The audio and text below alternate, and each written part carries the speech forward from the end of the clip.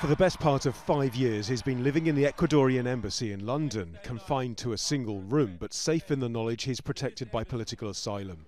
But could the WikiLeaks founder Julian Assange soon be kicked out?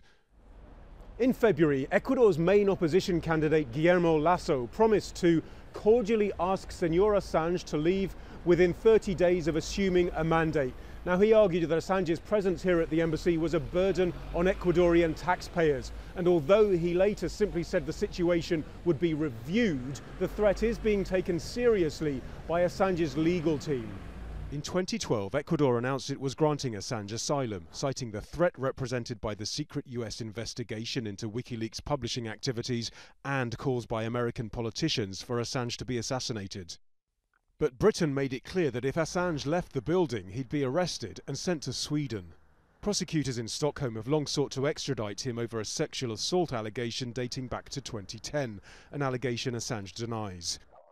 Assange, who's now 45, has always said he won't travel to Sweden because he might then be extradited to the US, where if convicted he might face the death penalty.